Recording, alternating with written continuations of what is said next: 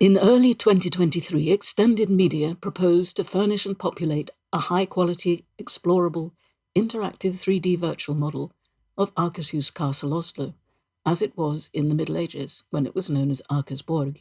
Very little of the original castle exists or is visible in its original state. Only the lowest level of stonework still represents parts of the medieval building. At this important national monument in the city of Oslo, Virtual Medieval Akersborg invites national and international visitors, young and old, to discover the history and importance of the medieval North. I'm Tom Anderson. I'm from the Armed Forces Museum in Oslo.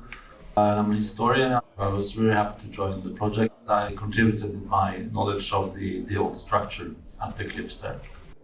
In the computer, under the guidance of Chief Curator Historian Tom Anderson, the most accurate model of the lost mid-14th century Akershus castle yet was generated. The positioning and architectural features of the exteriors of all stone buildings and walls are adjusted according to archive and recent historical reference. The exhibit enabled visitors to play as an owl flying over the exterior of all the castle buildings, or as a cat exploring the interior of the virtual north wing. Cat and owl can both catch rats.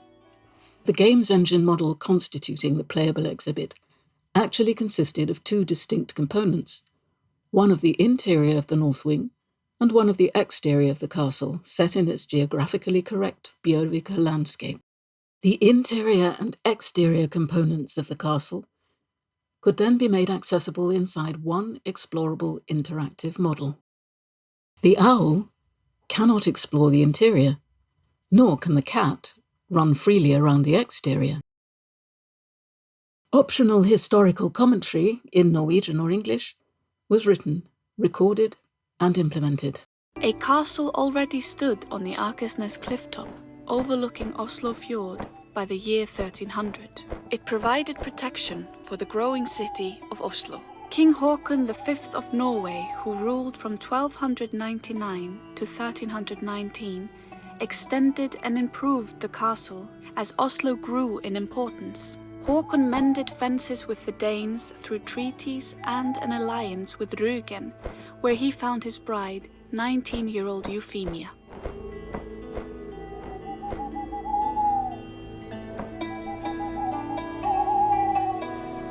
A secure, reliable water supply was essential. Without water, the castle community would quickly collapse.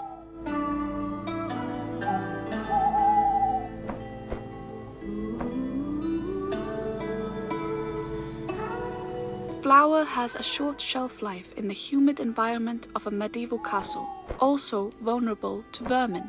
Flour could be obtained from traders or the castle's grain ground as needed. The bakers griddle roasted barley or rye cakes and baked fresh bread in clay oven for those of high status from wheat flour.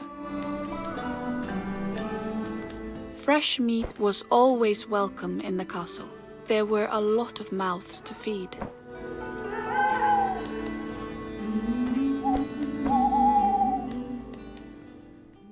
Medieval Akersborg now offers the chance for the first time, since they were largely destroyed by fire in the 16th century, to explore the medieval castle buildings, including the furnished and populated interior of the great kitchen and hall in the north wing, and the dozen small timber courtyard buildings, where people involved in the life of the castle lived and worked.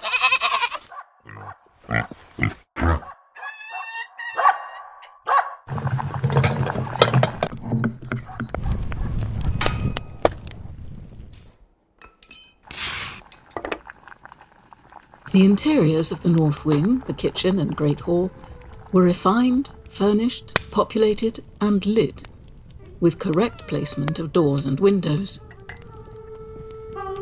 It's still snowing, but one of the hawks might get a wood grouse. The pigs are good and fat at this time of year.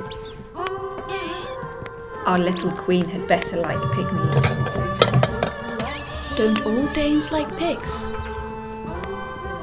I'll miss that good butter from Riga if the sea rovers stop bringing it up to the stronghold.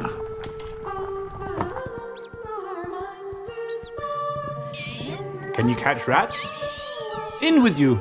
So our new queen comes home with a husband off fighting his cousin, her brother-in-law, on behalf of her father-in-law. Poor little thing. The new king doesn't have to be the son of the old king. He only has to be blood kin to king. And know how to fight and steer the kingdom well. Swedes will take Albrecht as their king, I think. They say young Queen Margaret's sister is married to Albrecht of Mecklenburg's brother. The Queen's sister, Ingeborg, in Mecklenburg had another stillbirth this year. I shouldn't even be talking to you.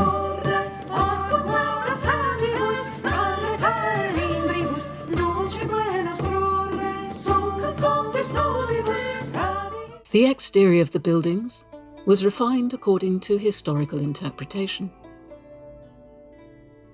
Battlements, timber walkways, stairs,